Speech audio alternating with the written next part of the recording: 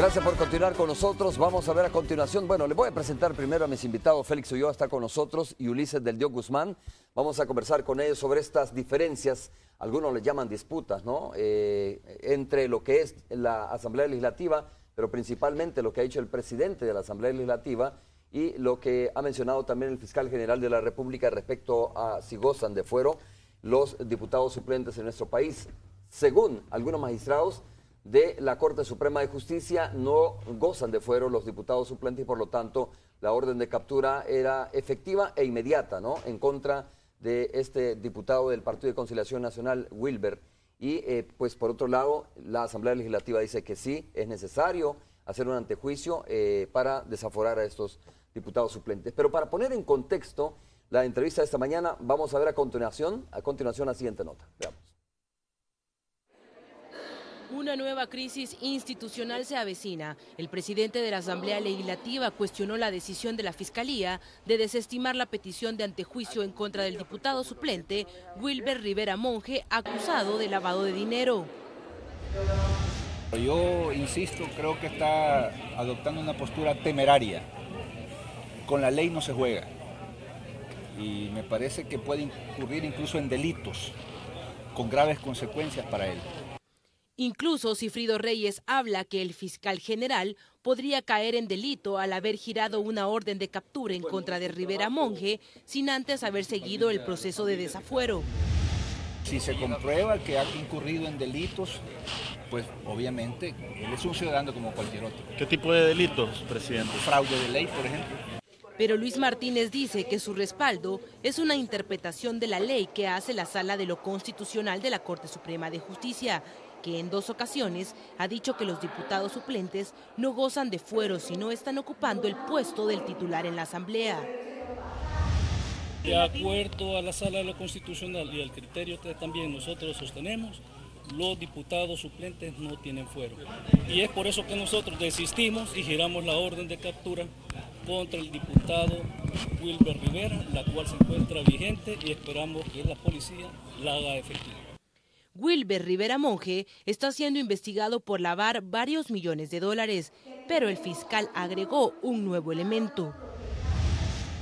Hemos abierto una nueva investigación contra el diputado Wilber Rivera por conspiración y proposición de atentar contra la vida del fiscal general de la República. ¿Por qué? ¿Cómo fue eso? ¿Lo ha amenazado? Solo eso voy a decir. Pero ¿cuál es la posición de la Sala de lo Constitucional ante este choque entre el Ministerio Público y el Poder Legislativo? Preguntamos al presidente de la Corte sobre la situación de los diputados suplentes. Nada más es una línea jurisprudencial, no se ha pronunciado en un caso en donde el fondo sea exactamente lo de los diputados suplentes. Pero no hay una sentencia, sobre ese tema, sentencia no usted. Aunque dentro de la misma sala parece también hay diferencia de opiniones. Entonces sí tienen fuero. Ahorita pues tendría que analizarse eso, ¿verdad? En nuestra consideración, esa prerrogativa solo la tienen los diputados propietarios. En medio de este conflicto, la Asamblea Legislativa iniciará esta semana con la comisión de antejuicio en contra del diputado Rivera Monge, que se convierte en el tercer parlamentario suplente que podría ser llevado ante la justicia por nexos con el crimen organizado. Con imágenes de Adalberto Cruz, Alejandra Canales, Noticiero Hechos. Todo septiembre, las donas al 2x1. Mr. Donut presenta. Bueno, tal como ya lo dije, a Ulises del Dios Guzmán, ex magistrado de la Corte Suprema de Justicia. Ulises, muchas gracias por estar con nosotros. Muchas gracias un gusto. a ti, Romeo, gracias a los televidentes de Canal 12 y un gusto estar conmigo, Félix, y coterráneo también. Claro. Félix Ulloa, también muchas gracias, Félix, por estar con nosotros. Gracias, Romeo. Gracias, Romeo. Saludo a la audiencia y, por supuesto, a Ulises. ¿Algunos de ustedes les dio risa cuando escucharon las distintas opiniones? No voy a decir cuando escucharon cuál opinión, ¿no?, sino distintas opiniones respecto a este tema de quién tiene la razón, por decirlo de esa manera, para titular esta entrevista. ¿Quién tiene la razón? ¿La Corte Suprema de Justicia o la tiene la Asamblea Legislativa? Porque la Asamblea Legislativa está, si mal no recuerdo, por conformar o ha conformado ya una comisión precisamente para seguir el antejuicio de desafuero, ¿no?, del diputado Wilber, diputado suplente, por cierto, pero la Corte Suprema de Justicia anteriormente, no solo en esta ocasión, anteriormente ya se había pronunciado en torno a los diputados suplentes, y había dejado claro o había dicho de que no gozan de ningún fuero. Ulises, comienzo escuchando tu opinión respecto a este tema. ¿Dónde se fundamenta esta situación del fuero para los diputados propietarios y los diputados suplentes? ¿Y por qué, si un diputado suplente goza de fuero, por qué no lo goza un diputado? Digo, si un propietario goza de fuero, ¿por qué un suplente no? Partiría de aclarar que lo que me provocó cierta sonrisa fue la situación problemática, no, pues sí, claro, la posición de ninguno en particular. La confusión, digamos. La confusión, el enredo, porque realmente es una confusión, claro, y creo, para ser objetivo, que cada uno de ellos tiene algo de razón, tiene algo de razón, pero la situación es conflictiva, definitivamente. Yo partiría más bien de dónde viene este problema, porque antes de las resoluciones esas de la Sala de lo Constitucional, nadie se cuestionaba de que los diputados suplentes también tenían fuero. Tanto es así que incluso en este caso el mismo fiscal general solicitó el desafuero del diputado suplente. Pero olvidando o ignorando esa resolución de la Sala. Es que realmente ahí viene el punto. En realidad no hay resolución de la Sala, sino que dentro de los razonamientos de la Sala con relación a otras disputas es que dan un punto de vista que sí es claro. Es decir, ha dicho la Sala en los razonamientos que los diputados suplentes no tienen fuero, pero no ha tomado decisión sobre eso. Ese es el punto. Pero como aquí también ya se tomó la decisión o la orientación de que la decisión no solamente está en el fallo, sino que también está en los razonamientos, ahí viene el punto de que una vez que salió eso con tanta claridad, el fiscal general entendió y cambió de opinión, de que entonces el diputado no tenía fuero, porque esa era la opinión de la Sala de lo Constitucional y entonces se fue directamente con la orden de captura. Eso naturalmente molestó al otro lado a la Asamblea Legislativa. ¿Por qué razón? Bueno, porque esa decisión en la práctica desafuera prácticamente a todos los diputados suplentes de todos los partidos políticos. De todos los partidos políticos, y eso es lo que ha molestado. Y ellos a su vez tienen algo de razón. ¿En qué sentido? Bueno, hasta este momento todos entendían que los diputados suplentes tenían fuero. El mismo fiscal general entendía que había fuero. La Sala de lo Constitucional hasta este momento no ha tenido la oportunidad de resolver, sino que solamente de razonar y por tanto emitir opinión, pero no decisión sobre el punto. Y finalmente también de que así se ha venido entendiendo históricamente, y esto no lo digo solo en virtud del argumento histórico, sino que cuando se cambió la Constitución del 62 al 83, en el informe único dijeron que tomaban como anteproyecto a la Constitución del 62 y que iban en el informe a mencionar solamente aquellas cosas en las cuales iba a haber cambios. Eso supone entonces de que ellos habían entendido de que los diputados suplentes siempre tenían fuero. Entonces la Asamblea Legislativa tiene razón. En esencia. ¿Sabe por qué? Porque si no hay una resolución, sino solo un razonamiento, pues un razonamiento no es una resolución, no es una resolución. No hay. Por lo tanto, no tiene por qué digamos, acatar resolución no hay, cuando no hay una cuando no hay una resolución, pues obviamente no tienen por qué acatar ninguna situación la Asamblea Legislativa. Hay un razonamiento. No hay resolución, hay un razonamiento con opinión. Lo que ocurre que ya es previsible de que los 4 diputados, por lo menos, no sé si el quinto también presidente, los 4 magistrados, porque el quinto presidente firmó esa última resolución en donde está también esa opinión. Bueno, no sé. Tú me has hecho una narrativa de las cosas y cómo se han reaccionado uno de otro. Para entender la problemática. De acuerdo, no estoy diciendo que es mala, lo que estoy diciendo es que me has hecho una narrativa de cómo han reaccionado unos respecto a las opiniones de los otros, pero ya voy a escuchar tu opinión, quiero escuchar tu opinión. Si tú crees que que tiene razón la Corte Suprema de Justicia o tiene razón la Asamblea Legislativa. Félix. Bueno, mira, no se trata de venir aquí a hacer un parteaguas y darle la razón a uno a otro. Se trata de entender el fenómeno del que estamos. Porque esto, yo siempre he dicho que cuando se generan este tipo de crisis institucionales se abre una oportunidad para que nuestro sistema jurídico institucional avance. Y tenemos que verlo así, porque este tema de los suplentes es un tema que está en el debate. Y está en el debate y en la agenda actual porque vamos a elegir en marzo del otro año una nueva Asamblea Legislativa. Y hay una fuerte corriente de opinión de que los suplentes no son electos, porque no van en la papeleta. Entonces, si no son electos, dice, ¿cómo sabemos quiénes son? ¿Y a quién suplen? porque aquí el problema es la figura del suplente. Yo he escuchado a un par de diputadas decir que la Constitución no hace diferencia entre suplentes y propietarios, habla de diputados y que donde el constituyente... Y ciertamente sí es. Hay un artículo donde sí hace diferencia, creo que es el 129, en el numeral tercero, en el inciso tercero, habla de los suplentes, dice los suplentes podrán tener cargos, etcétera, porque hay una limitante para un diputado cuando esté en funciones para ejercer otro tipo de ejercicios profesionales. Pero en ningún texto dice, Félix, que no gozarán de fuero. No, porque el fuero está en el 236, creo, donde aparece el presidente, vicepresidente, Senado, todos los cargos, y ahí dice diputados. Ahí no habla no hace diferencia. Pero es que no podría hacerse eso, es que ese es el tema. Mira, estamos desde hace años en el IEG planteando la necesidad de una reforma constitucional profunda, de actualizar nuestro texto, porque muchos de todos estos conflictos que estamos viendo es por esos errores de redacción, por esos vacíos, por las contradicciones, porque esta Constitución fue hecha en los peores años de la guerra, en el 83, y no entendemos cómo los grupos que luchamos todo el tiempo por actualizar, modernizar y democratizar el sistema jurídico hoy están defendiendo una normativa que no solo era contrainsurgente en su época, sino retardataria y que tenía una visión definitivamente dentro del contexto de guerra que se dio. Y eso le generó unos vacíos y unos problemas técnicos como como otros que hemos visto, que si la Asamblea puede elegir 2 veces funcionarios en su mismo término, bueno, toda una serie de vacíos que los podríamos ir resolviendo. Este tema de los suplentes es un tema que ha sido regulado, porque además así lo manda la Constitución, por una ley secundaria o por un reglamento. Aquí es el reglamento interno de la Asamblea Legislativa el que viene a definir incluso cómo se elabora el proceso del antejuicio. Yo creo que ahí es donde tenemos ahora la oportunidad de reglamentar muchas cosas que al actual órgano legislativo carece. Pero eso es a futuro, ¿no? Pero quiero que examinemos el caso. ¿Cómo se va a resolver este caso?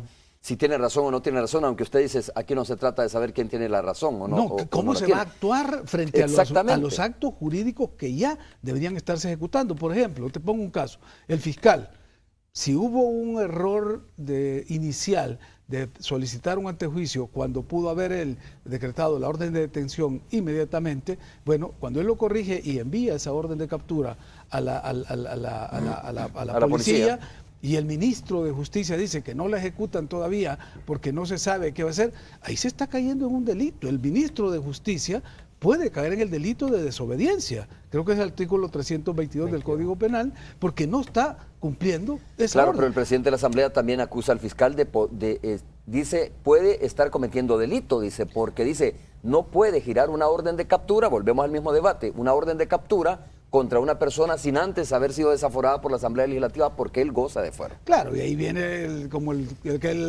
teorema, que es primero, el huevo o la gallina. Bueno, pero para eso los invité a ustedes, para que me ayuden a destrabar quién fue primero, si el huevo o la gallina, ¿no? Bueno, pues mira, aquí depende cuál posición tomes tú, porque si viste cuál era la declaración que dio el presidente de la Corte Suprema. En el marco de la ley, Félix, ¿quién tiene la razón? Aunque no sea de esa manera, aunque no quisiera ponerlo tan tajante, ¿no? Pero en el marco de la ley, de la Constitución, ¿tiene razón el fiscal o tiene razón la sala o tiene razón la Asamblea? Bueno, mira, la sala siempre va a tener la razón, nos guste o no nos guste, esté en lo correcto o esté equivocada, porque el artículo 183 le da el mandato de interpretar en forma y contenido las normas constitucionales. Si la sala viene e interpreta la norma constitucional 236, no me acuerdo ahorita exactamente el artículo, que habla del fuero de los funcionarios, y dice que solo los diputados propietarios tienen esa calidad, tienen ese fuero, ese privilegio, eso va a ser, punto. Que esté equivocado, que esté en lo correcto, que no, eso ya es otro punto. Una vez establece ese criterio, eso es lo que se impone. Aquí el tema está, como decía Ulises, de que en el fallo, en la parte resolutiva, ese tema no estaba tocado. Pero las sentencias, igual que las demandas, se componen son cuerpos unitarios. Por ejemplo, en una demanda nosotros hacemos la parte expositiva, la acreditación con que actuamos y luego el petitorio. Pues la sentencia es igual, hacen todos los considerandos y luego la parte resolutiva, pero eso es un cuerpo unitario. Si a la sala estableció ese criterio y dijo de que los diputados... Pero es un razonamiento, como dice Ulises. Dentro de una sentencia. ¿Qué es lo que vas a cumplir? La sentencia. Y no la vas a separar, no vas a decir, bueno, de la sentencia voy a sacar y voy a cumplir esto. La sentencia es un todo unitario, porque justamente la parte resolutiva se fundamenta en la parte expositiva, en los razonamientos que hace la autoridad, el juzgador, cuando está interpretando y aplicando la norma. Entonces, ahí es donde tú tienes que darle ese sentido unitario.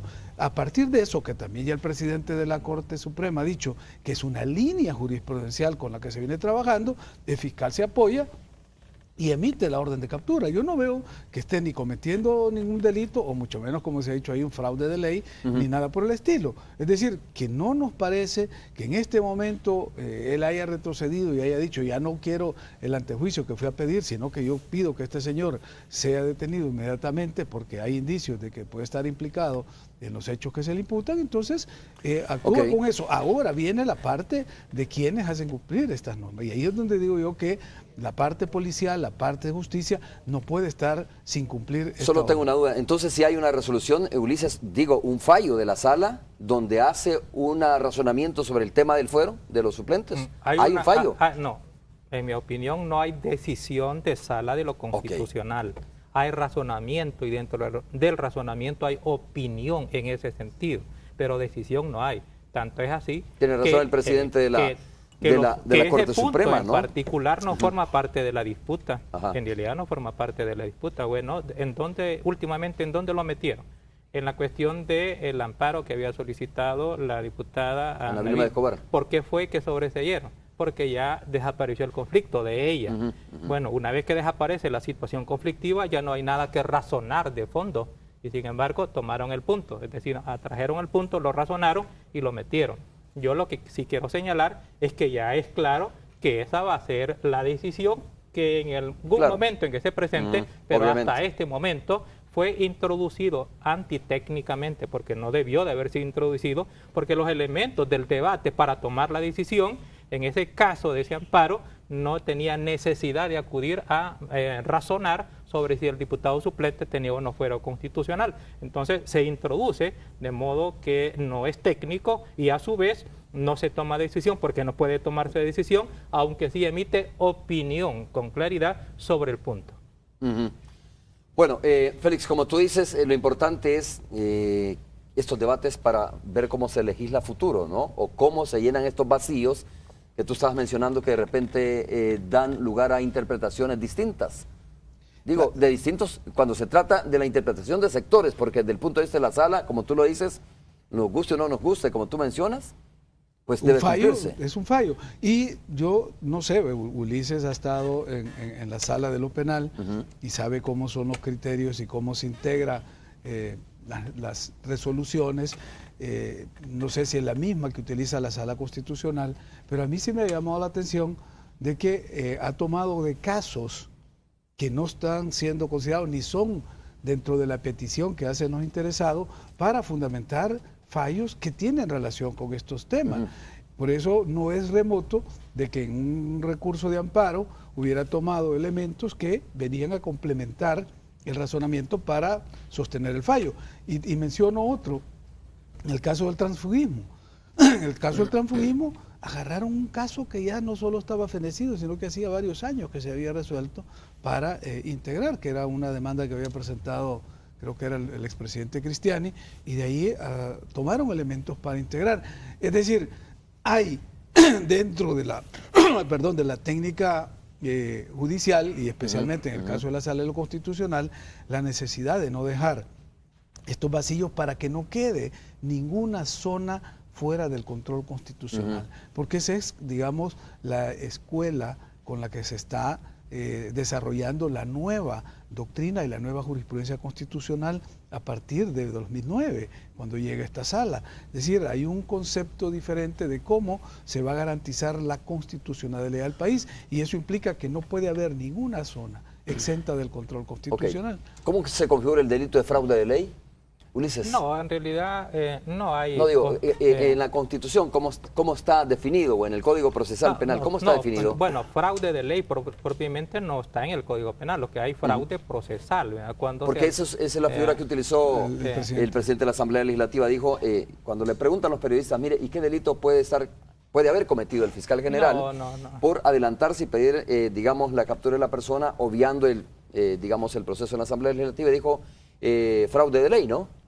Pues no sé si dijo fraude de ley o si fraude procesal, pero realmente lo que tiene el Código Penal es el fraude procesal, pero no el fraude de ley.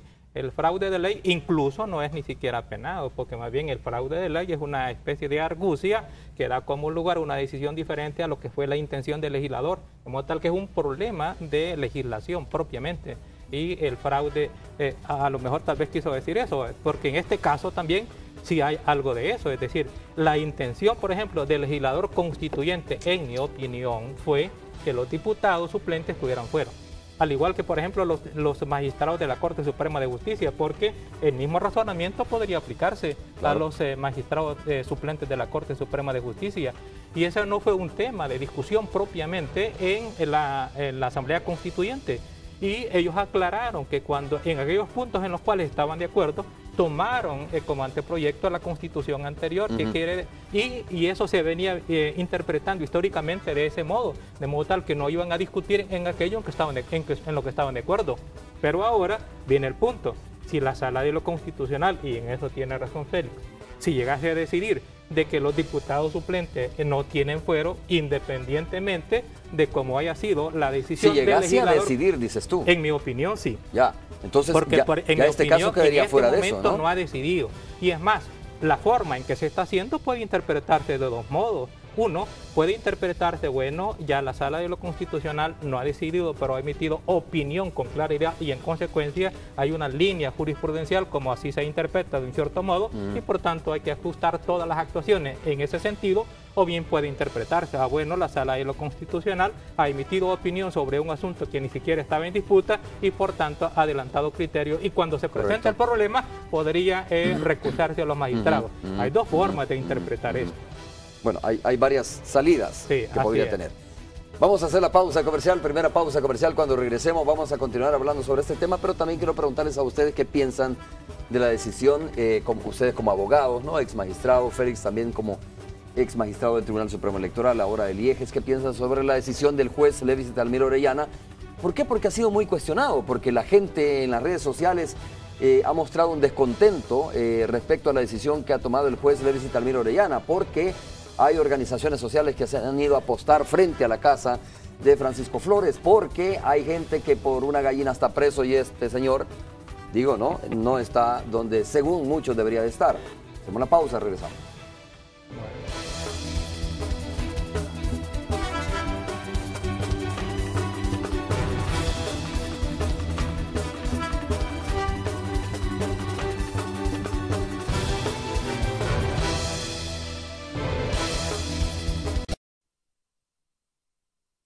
Real Rent Car presenta el reporte del tráfico. Vamos a saludar a Francisco Godoy para el reporte del tráfico vehicular. Rápidamente, Francisco, antes de continuar con la entrevista de esta mañana. Adelante, te escuchamos. Hola, buenos días. Justo estamos en la zona del Trovador. Vamos a presentar de inmediato cuál es el comportamiento del tráfico justo en la avenida Cuscatlán, que converge con este sector, buscando el sector de San Jacinto. Precisamente hay un tráfico muy pesado, como podemos apreciar en este momento. Los que vienen, automovilistas particulares, unidad de transporte colectivo que vienen buscando el sector del Trovador, está complicado el congestionamiento. ¿A qué se debe esto? Pues se debe a que aquí hubo una escena de un hecho violento. Asaltantes, alrededor de 3 personas venían asaltando aquí en la unidad de este autobús, la ruta 26 precisamente, y la escena está en este momento. Se ha capturado a una persona, también se reporta a uno de los asaltantes lesionado. Esto se dio a eso de temprano, como antes de las 6:30 ocurrió el hecho, y es lo que está ocasionando que el tráfico se vuelva pesado precisamente en este sector de la zona del Trovador. Ese es el reporte que tenemos a esta hora de la mañana.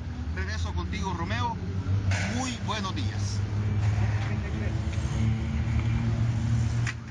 Muchas gracias, Francisco Godoy, por ese informe del tráfico vehicular. Quiero decirles que una de las personas que iba al interior de este autobús, que iba asaltando más bien, fue linchado después por civiles, ¿no? Y murió, según el dato que tenemos de la Policía Nacional Civil. Vamos a ver si más adelante es posible mostrarle esas imágenes. Real Rent Car presentó el reporte del tráfico. Muy bien, vamos a cerrar este tema. No sé si hay una opinión más respecto a esto. En la pausa comercial yo les decía, busquemos el artículo en la Constitución donde dice literalmente o tajantemente que los diputados suplentes no gozan de fuero, ¿no? No hay ningún artículo, me decía Félix Ulloa, me decía Ulises del Dios Guzmán. Tal vez solamente para a ver, solo para tener claridad, porque entonces yo decía, porque los magistrados de la Corte Suprema de Justicia, pues obviamente tienen que ceñirse exactamente al texto de la Constitución o interpretar la Constitución, como se dice, ¿no? Pero literalmente no dice... Literalmente no lo dice. El artículo 236 de la Constitución dice el presidente, el vicepresidente, los diputados, nada más, ¿ya? Los designados a la presidencia, etcétera, no dice, etcétera, son los que tendrán ante la Asamblea Legislativa el fuero por delitos oficiales y comunes que cometan. Es decir, no hace distinción entre propietarios y suplentes. Y en consecuencia también en realidad es un criterio legal de interpretación, claro, porque lo establece el Código Civil, y es que donde el legislador no distingue, no debe de distinguir el juzgador. En este caso, aparte de que históricamente en realidad todo lo que no se discutió, todo lo que no se modificó, todos los conceptos y juicios que se quedaron en la Constitución del 83 y que venían siendo arrastrados del 62, en realidad no debería de serlo.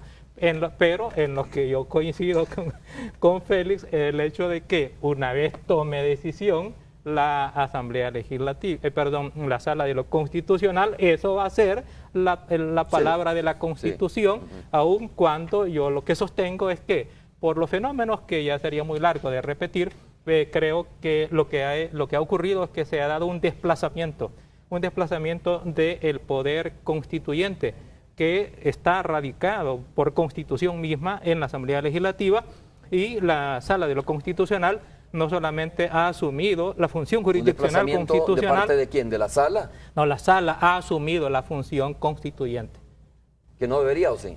No debería, porque una cosa es el poder jurisdiccional constituyente, que es lo de la Sala de lo Constitucional, y por otro lado, otra cosa es el poder constituyente, es decir, el poder de hacer las normas constitucionales. Eso debe de estar por técnica en la Asamblea Legislativa. ¿Por qué razón? Porque estamos hablando de las normas de máxima jerarquía, las que estructuran el Estado, el gobierno, los derechos, y esa no es una cuestión de aplicación de la norma, sino que de diseño de la norma, y por tanto debe de estar en la Asamblea Legislativa. Pero ya en nuestra práctica ocurre de que ya fue asumida por la Sala de lo Constitucional. Ulises, estás mencionando tú lo que han denunciado en varias ocasiones algunos diputados, y han dicho, ojo, que lo que está haciendo la Sala es legislando, ¿no? Y no tiene atribuciones, o no debería tener atribuciones de legislar y de decirle a la Asamblea Legislativa lo que tiene que hacer. Bueno, mira, yo primero no creo que la Sala haya legislado.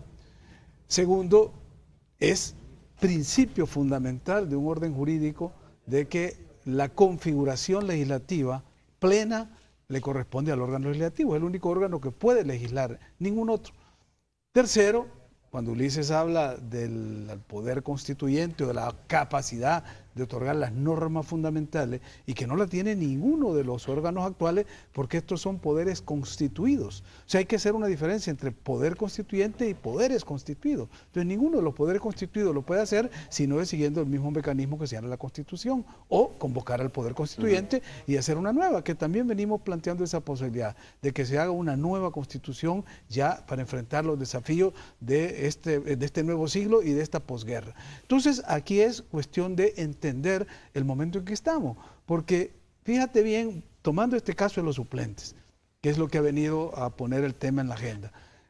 Cuando nosotros en el Tribunal Supremo Electoral nos reunimos los 10 magistrados, la pregunta era, bueno, ¿y qué hacen aquí los suplentes? Claro. Si el órgano está constituido por los propietarios, pero no, en el Código Electoral dice que es obligación de los suplentes asistir a todas las reuniones. O sea que para que se constituya el órgano tienen que estar los suplentes, está en la ley.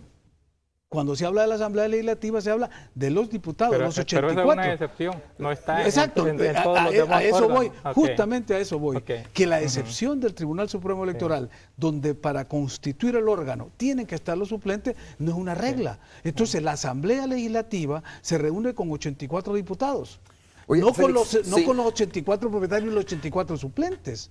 O sea, el suplente, y ahí es donde tenés que entrar ya al concepto de suplencia. El suplente es para suplir al titular. Entonces, cuando tú no sos... Pero sería como decir, solo es diputado cuando asume, Solo es titular y solo goza de los privilegios. ¿Solo es diputado cuando... No solo es diputado, cuando solo es titular. de repente, Félix, ocupa el lugar del titular. No, en ese momento asume los derechos, privilegios y obligaciones del titular, porque puede votar, puede opinar, puede integrar comisiones, tiene derecho al fuero, etcétera. Pero si no está como titular, si está de suplente... Entonces, ¿cuál es? Es decir, no forma parte del órgano. Alguien me pregunta, ¿y entonces cómo quedan los suplentes de los magistrados de la Corte Suprema de Justicia? Se aplica lo mismo.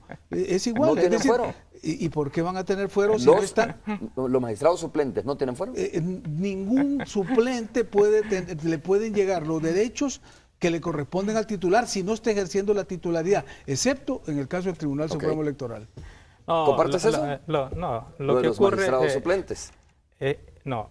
Tal como se ha venido interpretando la Constitución y como históricamente se ha interpretado y como quiso el constituyente del 83, tienen fuero.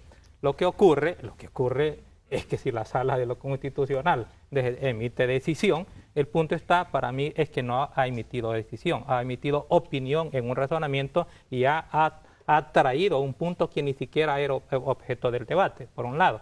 Lo otro, lo que dice Félix, que es respetable, pero es una cuestión de razonamiento legislativo constituyente, es decir, son consideraciones para determinar si debe o no debe de tener fuero el diputado suplente, esa es otra cosa.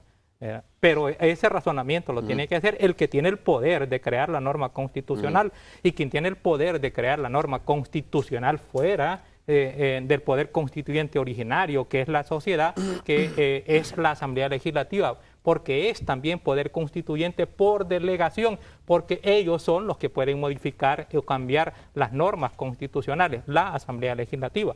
De modo tal que en este momento no se trata en el fondo de discutir, de discutir si deben o no deben tener fuero, sino que si lo tienen o no lo tienen de conformidad con la Constitución. Aparte de que yo también disiento, ya en el punto propiamente de la discusión de la legislación, que no deban de tener fuero, yo disiento de ello. Yo sí creo que deben de tener el fuero. No solamente que lo tienen según el texto, sino que deben de tenerlo.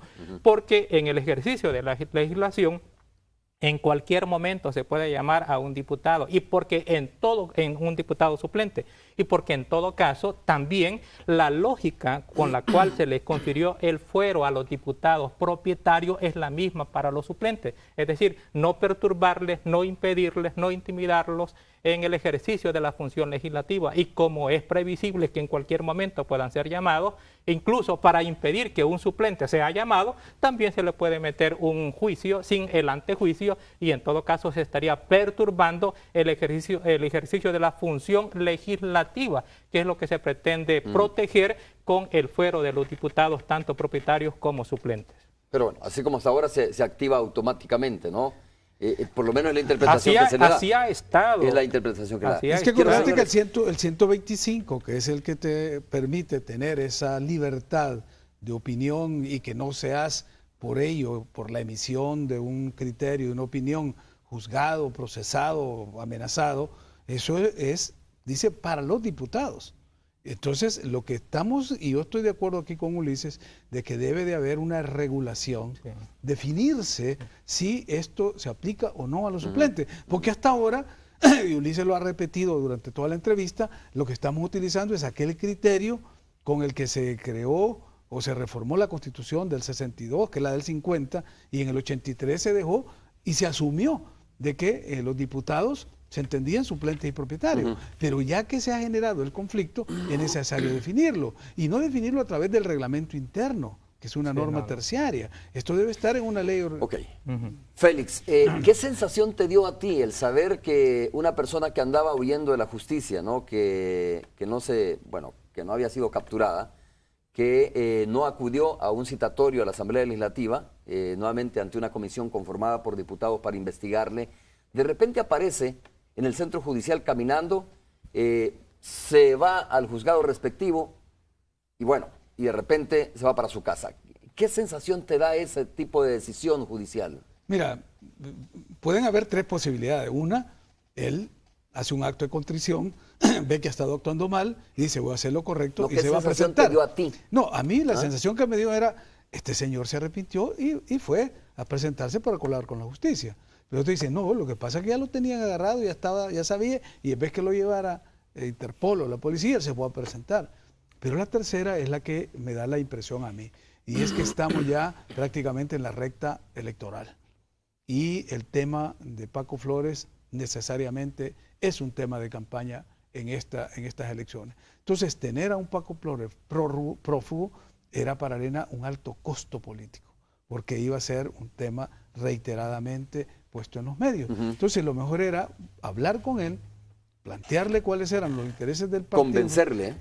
Plantear, yo no sé si convencerle, negociar, buscar mecanismos de arreglo, tomar acuerdos para que él llegara a presentarse. Porque esa es la otra gran interrogante, es decir, ¿bajo qué esquema es que él va y se presenta sabiendo de que hay debilidades en el requerimiento fiscal, de que no está totalmente configurada la prueba en los dos delitos serios que se le acusan, del de peculado y enriquecimiento ilícito, porque el otro de desobediencia de particulares, pues ese no necesita probarse, es un hecho notorio. Si tú fueras el abogado de Francisco Flores, ¿ves difícil este caso para ti? Al contrario, no, esto ¿no? casi un estudiante de Derecho lo puede sacar libre. ¿Por qué? Porque el delito que sí pudiera haberse configurado y que daba elementos suficientes, que es el de lavado de dinero, no está. Sí. Entonces uno se pregunta... No hubo requerimiento por eso. No hubo requerimiento por eso. Entonces uno se pregunta, bueno, ¿cuál es el trasfondo de esta situación? Es un caso débil, presentado por la Fiscalía entonces. Todos los penalistas, incluyendo el doctor Omar Pastor, que es el vicepresidente del IEGES, y que lo hemos analizado el caso, porque el IEGES tenía la posibilidad de expresar una opinión, pero no hubo acuerdo en la Junta Directiva y por eso ni siquiera nos presentamos tampoco como creyentes, como lo hicieron otras instituciones de la sociedad civil, porque hay opiniones encontradas y ahí pues respetamos la democracia, no hay imposición, no es el presidente que va a decir lo que se va a hacer. Entonces, pero el análisis jurídico, técnico jurídico ya de los penalistas es que es muy débil el caso con el requerimiento, que debería reforzarse. ¿Y por eso le manda a su casa en vez de a una No tiene celda? que ver, eso sí no tiene nada que ver, eso ya es una decisión del juez, en la cual lo extraño es que la Fiscalía no hubiese puesto oposición al momento, que tengan que ser los creyentes civiles, los ajenos, la ISD y FESPAD, los que van a presentar esto a la Cámara. Vamos a esperar a ver qué es lo que resuelve la Cámara, porque en efecto hay como una especie de frustración en el imaginario colectivo del pueblo, hay casi una situación de ira contenida de ver el tratamiento diferenciado que se le da a una persona que pudo haber sido restringida su libertad, como es el caso, en un recinto penitenciario, policial, asegurando por supuesto, su seguridad personal, porque también el juez tiene esa responsabilidad. No va a mandar un reo a un lugar donde peligra su seguridad personal, pero habían las condiciones en ciertos recintos policiales. Claro, tú te recuerdas que, por ejemplo, el excomandante, que yo voy a hacer la comparación, no sé si para otros es válida, Joaquín Villalobos estuvo detenido, ¿no? En la policía. En la policía. Que un caso que en la Policía Nacional. En la Policía Nacional. A mí me tocó estar en ese caso porque era una denuncia que teníamos de Orlando de Sola por difamación. Y Joaquín, ¿sabes por qué fue? Porque nosotros ganamos en primera instancia el caso en el juzgado de lo penal. Orlando, sus abogados apelaron a la Cámara nos dio 3 días para nuestros alegatos. Yo hablé con Joaquín y me dijo, nosotros tenemos la solvencia moral y me voy a ir preso para demostrar, era como una lección de moral, de ética, de sacrificar su libertad, pero no pedirle perdón a una persona a la que le señalaba ciertos hechos. Entonces, sí, estuvo detenido en la Policía Nacional, pero aquí el caso de Paco Flores, el subdirector, Howard Cotto, dijo que tenían unas instalaciones adecuadas, creo que eran en la DAN, donde podía él estar recluido sin ningún riesgo para su seguridad personal. Esta decisión del juez de enviar, de juzgar, digamos, a Francisco Flores y mandarlo a su vivienda, medidas sustitutivas se llama, ¿no? Sí, sería sustitutiva. Sí. Ok, esa decisión, Ulises, ¿puede ser revertida por una Cámara? Por la Cámara, sí. La decisión esa de las medidas cautelares decretadas por el juez de instrucción son apelables y la Cámara puede eventualmente modificarlas o sustituirlas.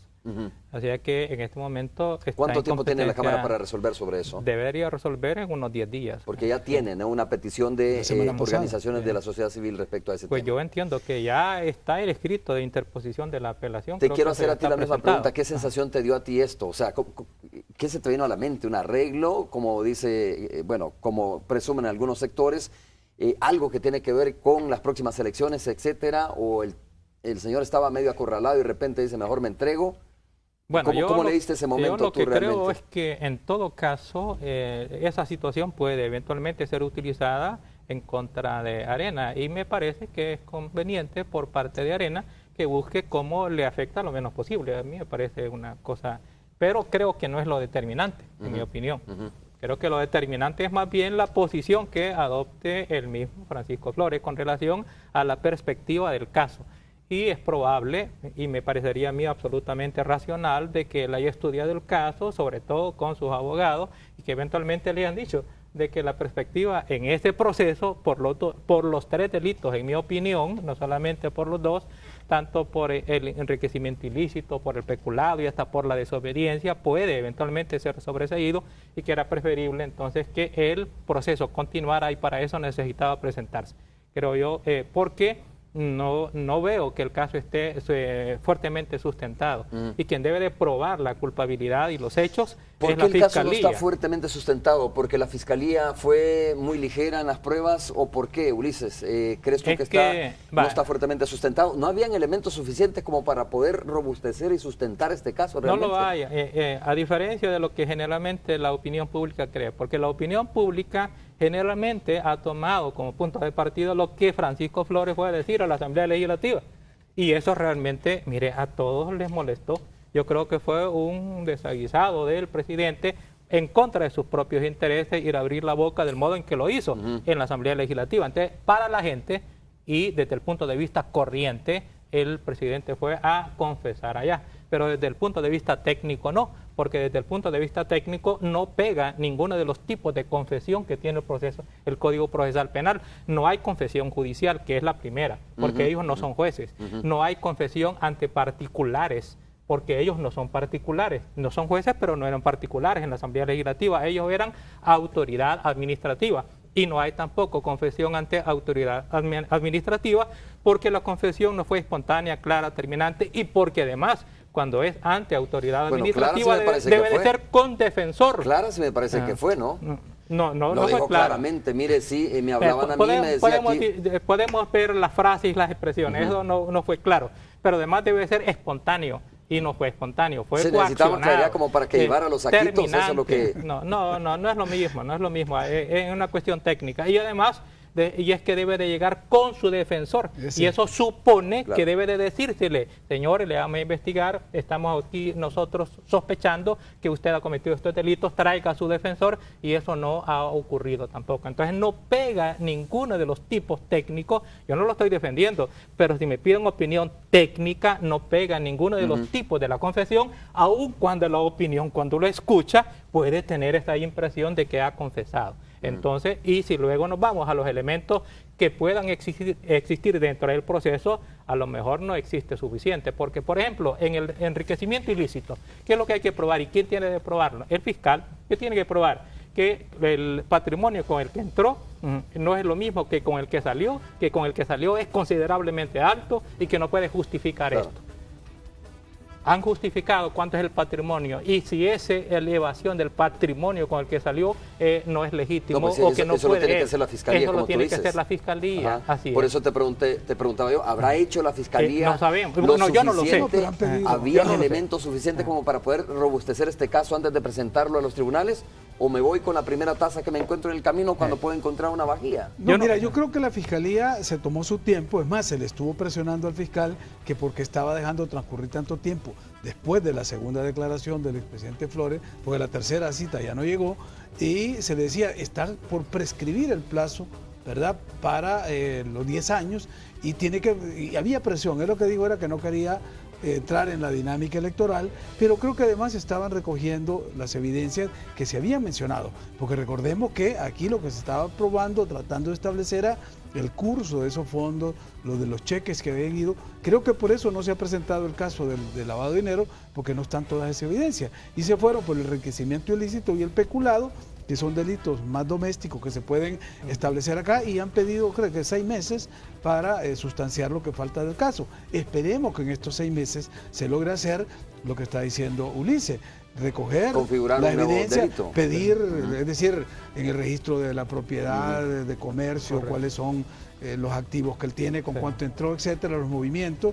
Recordemos que el caso Flores fue el caso emblemático que cerró la posibilidad a que la sección de probidad de la Corte Suprema de Justicia pidiera informe a los bancos sobre el presidente y los ministros. Cuando se intentó, cuando se solicitó cuando el doctor Pino Cáceres, que dirigía la sección de probidad, le pide a los bancos que le informen sobre las cuentas y los activos que tienen estos señores, el presidente Flores y sus ministros, viene una orden de la presidencia de la Corte, incluso eliminan toda esa posibilidad. Entonces ya desde ahí hay una presunción de tratar de cubrir cualquier evidencia en este tema.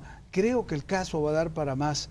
Posiblemente, y estoy de acuerdo con Ulises, no hay confesión en el sentido judicial. No hay.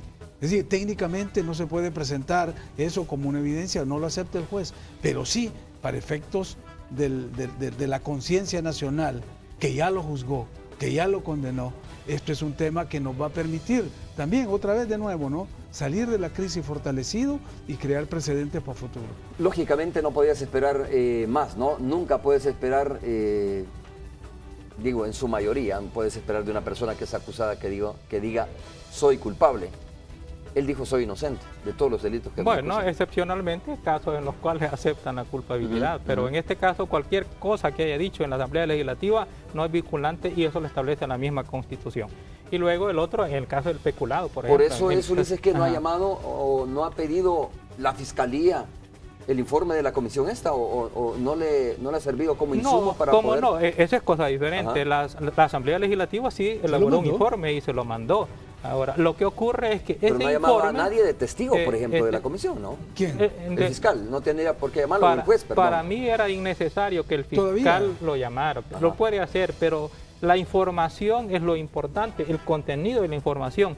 No realmente que un diputado vaya a decir, mire, sí, lo dijo frente a mí, no, es decir, lo que dijo ahí por los medios de comunicación se supo. No, el asunto está en qué información se manejó, porque esa información sí la puede buscar ya directamente el fiscal y la puede documentar o acreditar de otro modo, y en tal caso entonces sí, eventualmente puede servir como elemento probatorio.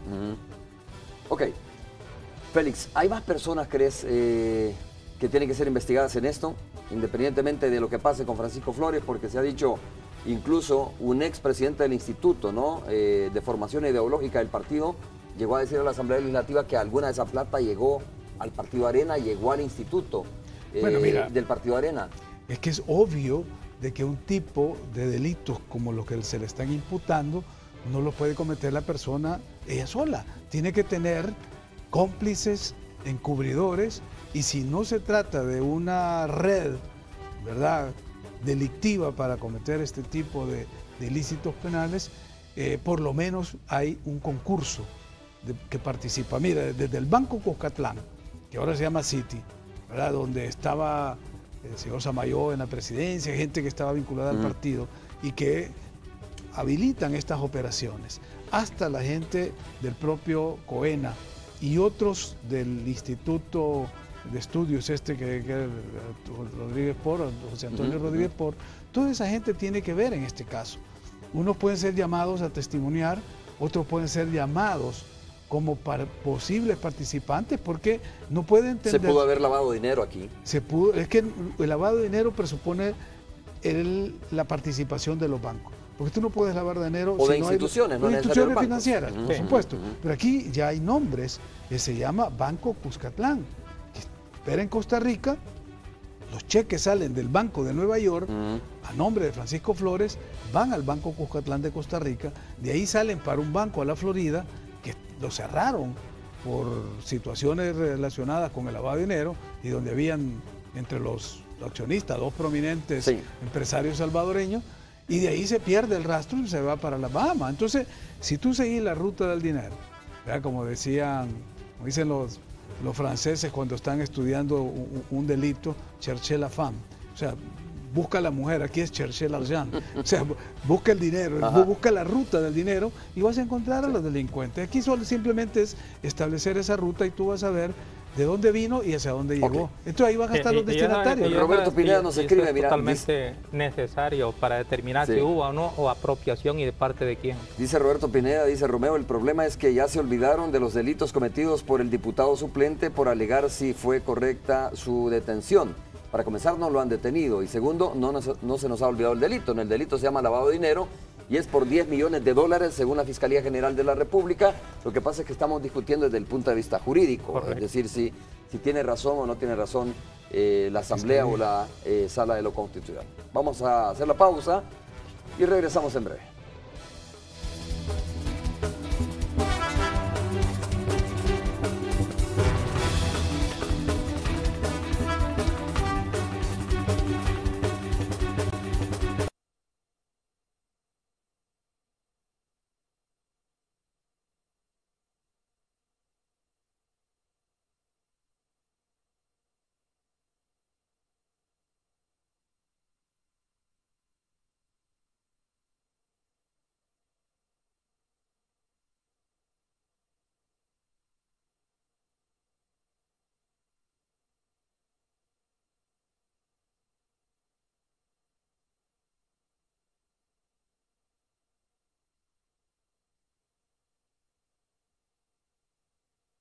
Puma Máxima, con su promoción aditiva te gana, presenta.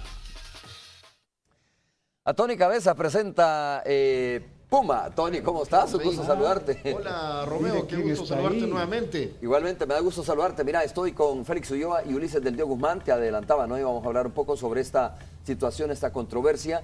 Pero en la pausa, controversia digo, entre si se debe o no capturar al diputado suplente antes de someterlo a un antejuicio en la Asamblea Legislativa, pero en la pausa comercial, antes de hacer el enlace contigo, la reflexión que hacían mis dos invitados es que lo que sí es cierto es que la policía debe hacer efectiva la captura, ¿no? Simple y sencillamente, tenga o no tenga razón uno o el otro, ¿no?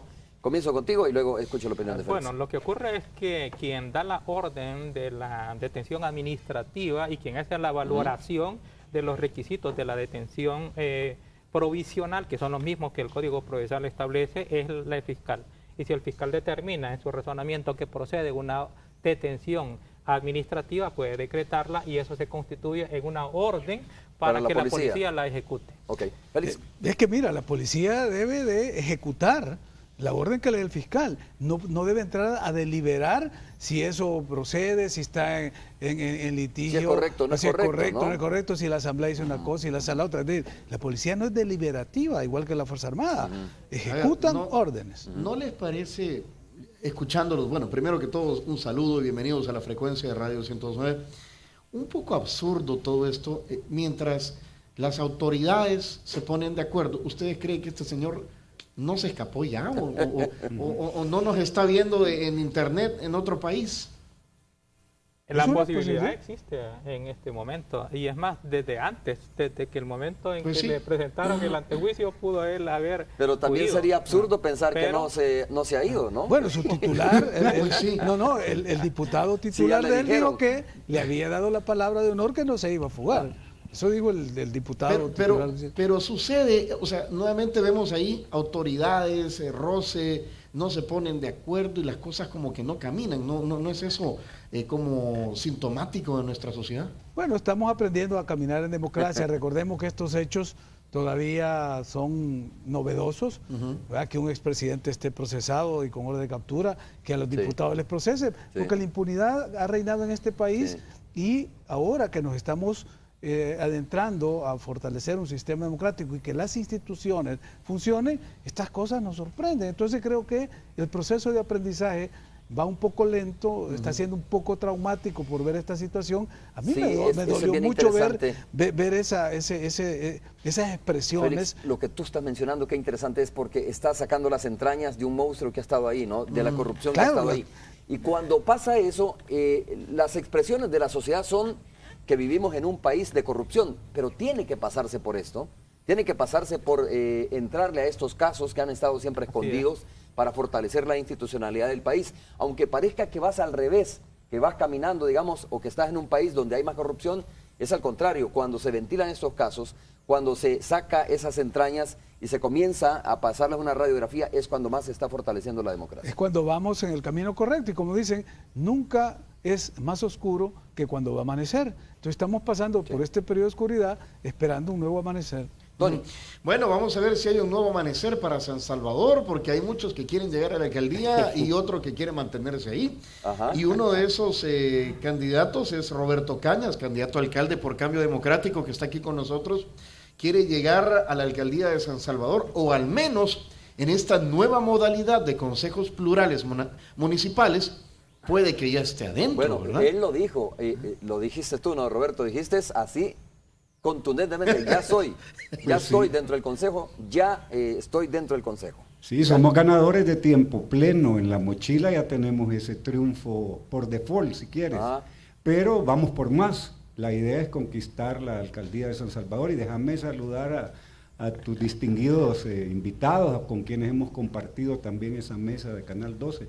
Qué bueno saludarlos. Un saludo, gracias, Roberto. Un saludo, Roberto, y suerte. ¿Cómo ven ustedes? A ver, Félix Ulloa, ¿cómo ven la candidatura de Roberto Cañas? Pues fíjate que es una buena noticia, porque muchos sectores que estaban queriendo pues definir su voto entre las dos opciones tradicionales que siempre se han presentado y no encontraban una opción, pues ahí está Roberto, que representa valores democráticos, tradición de lucha, compromiso con las causas nobles, firmante de los acuerdos de paz. Es decir, Roberto representa esa nueva conciencia que pudiera expresarse en las elecciones. Yo lo que le advertiría a Roberto, porque no hemos hablado en mucho tiempo, y me alegra que haya tomado esa decisión, pero el optimismo no lo debe de cegar y no debe de estar cantando victoria todavía hasta que no esté inscrito en el Tribunal Supremo Electoral su planilla del Consejo Municipal, porque de aquí a ese momento pueden ocurrir muchas cosas, Roberto. Muchas piedras en el camino, las vas a encontrar y te vas a quedar con los... No vaya a ser. Yo he visto, aquí se han visto muertos botando basura. No, y de hecho, en este momento, no voy a mencionar el candidato, pero en este momento en otros partidos políticos se habla incluso de que podría cambiarse candidato, ¿no? Así es que mira, aquí se han visto muertos botando basura. Roberto, y lo voy a decir con todo respeto y cariño, es un zorro en estas materias políticas, ¿no? Y en cómo enfrentar este tipo de situaciones, así que sin duda alguna lo va a tomar muy en cuenta. Al menos en el caso de Félix, yo creo que ya va ganando un voto, fíjese Roberto, pero no sé con Ulises del Dios Guzmán. Vamos a ver, porque más le vale a Félix. Porque... A ver, Ulises, ¿qué piensa de la candidatura de Roberto? Tengo un magnífico concepto de Roberto. Yo creo que es un hombre experimentado, un hombre ecuánime, y él va a hacer una magnífica campaña, en mi opinión, y un buen punto de vista. Ya cómo se va a desempeñar en el futuro no significa que la cuestión esté fácil. ¿Cómo ven Yo creo ustedes? que los partidos políticos principales en realidad son ya de peso, y tiene pues una contienda como entre David y Goliat, entre dos Goliat frente a un David, pero aparentemente no es fácil, ¿no? No es fácil, pero no es imposible tampoco. Y creo que en esta cuestión, independientemente de que las marcas son grandes, son fuertes, son poderosas y que son las que previsiblemente entre ellas va a ser la disputa, pero en ocasiones las ideas, las iniciativas, las propuestas pueden marcar la diferencia. Veamos este escenario, ¿no? Los consejos plurales. ¿Te puedes imaginar Roberto como alcalde, Norman Quijano como concejal y Nayib Bukele como concejal? ¿O te puedes imaginar los otros escenarios, ¿no? Nayib como alcalde, Norman como concejal y Roberto como etcétera, o Norman como alcalde. Te voy a aclarar algo, y se lo voy a aclarar a Roberto también. Se prevé, de repente se puede prever un escenario difícil. No es automático eso. Y ojo, Roberto, con eso. Sí. No es porque tú vas en el consejo que vas a entrar de concejal por el sistema de consejos plurales. Va a haber la necesidad de que te pongan en la lista de los concejales del partido en caso de que sea la segunda distribución de escaños. La primera distribución la hace el electorado de manera directa, porque dice quién ganó y se lleva el 50% más uno de los cargos del Consejo. Pero la segunda la va a hacer el Tribunal Supremo Electoral en base a una distribución proporcional. Y si tú no estás en esa lista, aunque hayas ido de alcalde, no vas a entrar al Consejo. Yo no veo, por ejemplo, a Norman de concejal, él no va a ir en esa lista de concejal. Pero, yo no veo que va a estar de concejal. Ni Nayib va a estar, obviamente, pero digo, solo para poner la figura que sería como es que Félix, increíble de alguna manera. Esa es la prueba de amor del compromiso que tiene con la ciudad, porque las dos listas se presentan cuando uno se va a inscribir. Entonces, puedes estar en la lista como candidato a alcalde y no estás en la lista de precedencia, entonces, ¿en qué estamos? Pues, sí, quieres ser candidato a alcalde y ganar, y entonces si ganas como alcalde, muy bien. Y si no, ¿qué es eso? ¿Cuál es el grado de compromiso que tienes si en la segunda lista? No, pero eso es ético, Roberto, yo lo entiendo. Y en tu caso, no tengo duda que así lo estás viendo. Pero, como dice Romeo, yo no veo a Norman Quijano que va a ir encabezando la lista de concejales. Pero no hay que olvidarse de otro contendiente que es Walter Araujo. Y él ya dijo también que en esa lista de presidencia va a estar. De los Walter va a estar. Walter va a estar en cualquiera de los consejos. Walter Araujo va a estar ahí. Ya. ¿Y tu servidor también, Félix? Bueno, Roberto, yo te deseo lo mejor y tú sabes que cuentas con mi apoyo incondicional. Pero, ojo, falta mucho tiempo para que se inscriba tu planilla. Mira, solo revisa la elección anterior con el candidato que llevaba el partido con el que tú te vas a inscribir, que un día antes de inscribirse se perdieron 2 expedientes y no había cómo llenarlos para ir a inscribirlo al tribunal.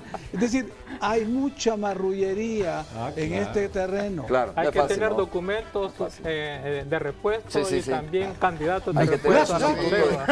Pero además, Félix, el optimismo y el espíritu de victoria es como la gripe, como el catarro, como la chikungunya, se reproduce, pega. Y además tenés la ventaja que estás compitiendo en un electorado bastante informado, muy independiente en su criterio y que tiene la posibilidad de analizar las candidaturas. Estás por el municipio de San Salvador, eso te da una gran ventaja porque la gente te conoce, te respeta, coincide contigo y esperemos que el movimiento social que te apoya y el partido que te va a llevar estén a la altura de tu estatura histórica en este país. Bueno, muchas gracias, Roberto.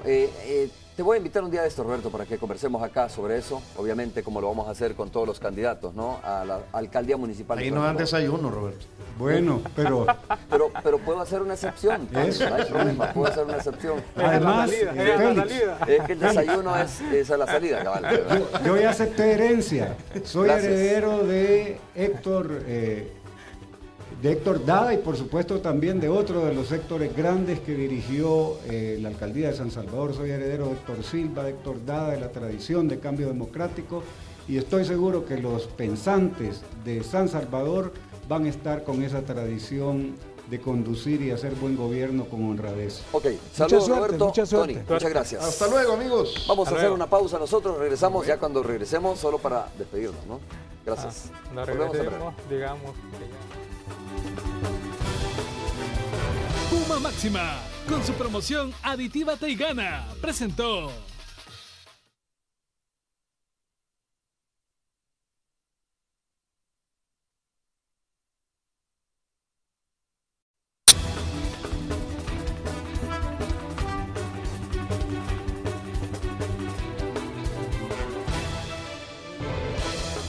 Gracias, Roberto, gracias, Félix, por haber estado con nosotros, Roberto. Te estoy diciendo, ¿quién se llama Roberto? Ustedes, ninguno, ¿verdad? Ninguno. Félix, muchas gracias, Ulises, del Diego Guzmán también, muchas gracias. Muchas gracias.